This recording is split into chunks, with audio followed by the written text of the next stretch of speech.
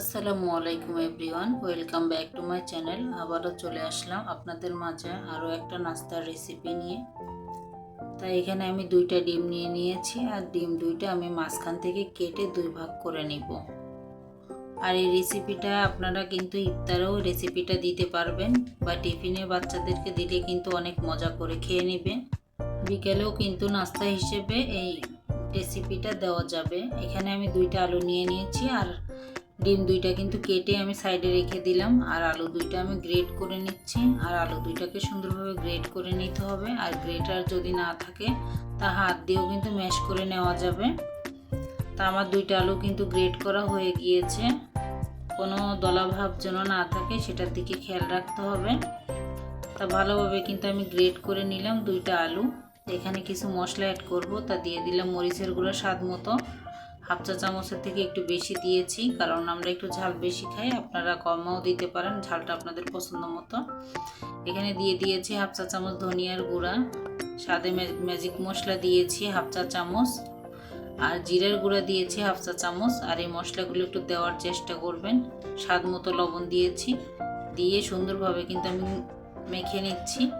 আর এটার ভিতরে একটু লেবু দিয়ে দিচ্ছি, আর লেবুটাকে আমি চিপড়ে দিচ্ছি। লেবুর রসটা দেওয়ার চেষ্টা করবেন, খেতে কিন্তু দুর্দান্ত হবে, খুব ভালো লাগে কিন্তু লেবুর রসটা দিলে খেতে। তা কিন্তু আবারও কিন্তু আমি মেখে রেখে দিলাম। তা মেখে রেখে দিয়ে আমি আরও কিছু অ্যাড করব। এখানে দিয়ে দিব কাঁচামরিচ, কাঁচামরিচটা দিয়ে দিব ধনিয়া পাতা, কাঁচামরিচ দিয়ে দিলাম। এখন দিয়ে দিলাম পেঁয়াজ কুচি, দিয়ে কিন্তু আমি আবারও ভালোভাবে মেখে নিব। ঝালটা আবারও বলছি আপনাদের পছন্দ মতোই দিবেন। তা ভালোভাবে কিন্তু মেখে নিচ্ছি আমি।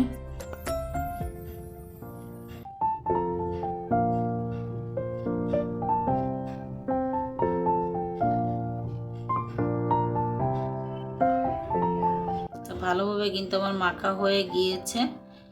এখন আমি এখান থেকে কিছুটা আলু নিয়ে নিব, আর একটা পাউরুটি নিয়ে নিয়েছি এক পিস।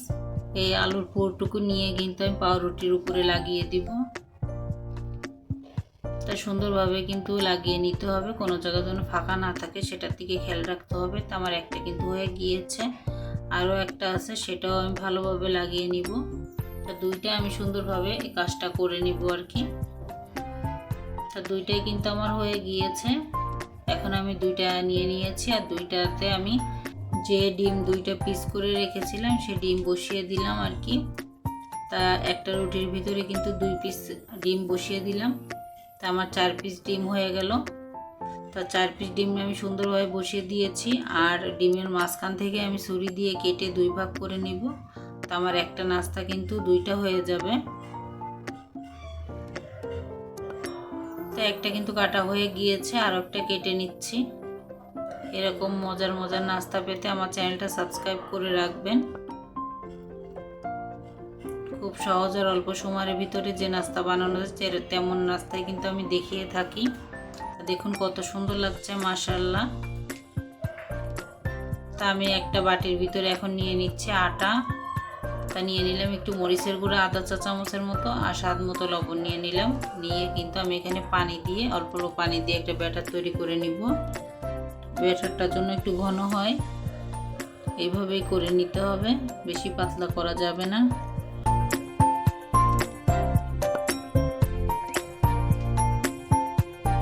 আমি কিন্তু আরও একটু পানি দিয়ে ভালোভাবে ব্যাটারটাকে মিশিয়ে নিব। আর এভাবে সুন্দর একটা ব্যাটার তৈরি করে নিতে হবে। আর যত ভালো মিশানো হবে ব্যাটারটা কিন্তু ততই সুন্দর হবে। আপনারা কিন্তু এই কাজটা বেসন দিয়েও করতে পারবেন, ময়দা দিয়েও করতে পারবেন। তা দেখুন কত সুন্দর একটা ব্যাটার হয়েছে। আর যে ব্রেড ক্রাম নিয়ে নিয়েছি, আর ব্রেড ক্রামটা আমি এক সাইডে সরিয়ে রাখলাম। যে ব্যাটারটা করে রেখেছিলাম সেই ব্যাটারটার ভিতরে সেই আলু আর ডিমের যে নাস্তাটা রেডি করে রেখেছিলাম সেটা দিয়ে দিলাম।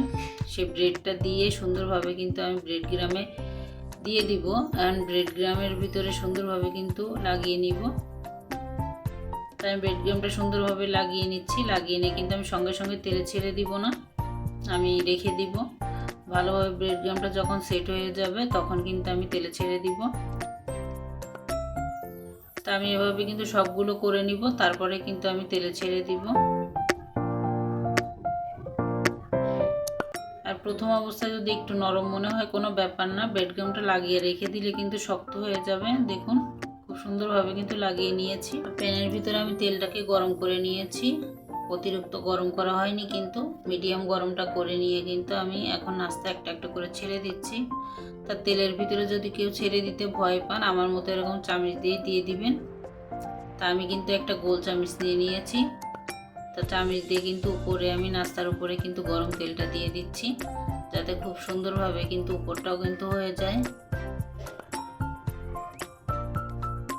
আর জালটা একটু কমানো রাখতে হবে, তাহলে নাস্তাটা খুব সুন্দরভাবে হবে, কুক হবে আর কি, যেহেতু কাঁচা আটা দিয়েই করা আছে এটা, তার জন্য। তা আমি উল্টিয়ে পাল্টে সুন্দরভাবে কিন্তু ভেজে নিলাম। তা একটা নাস্তা কিন্তু আমি উঠিয়ে নিচ্ছি। তো এইভাবে কিন্তু আমি তেলটাকে ঝরিয়ে দুইটা নাস্তায় উঠিয়ে নিব। আরও যতগুলো আছে সেগুলো আমি কিন্তু অফ ক্যামেরায় ভেজে নিব। তারপরে কিন্তু আমি দিয়ে দিলাম, দিয়ে কিন্তু এটাও আমি সুন্দরভাবে ভেজে নিয়েছি, এটা উঠিয়ে নিব। তো যখন সুন্দর একটা কালার চলে এসেছে তখন কিন্তু আমি উঠিয়ে নিচ্ছি।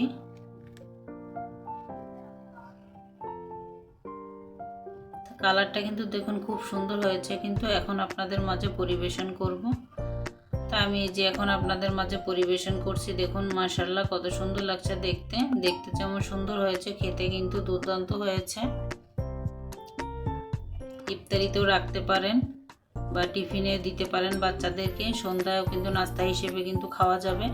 একটা আপনাদের মাঝে কিন্তু আমি কেটে দেখাচ্ছি, আর অনেকটা কিন্তু ক্রিস্পি হয়েছে উপর থেকে, আর ভিতরটা নরম।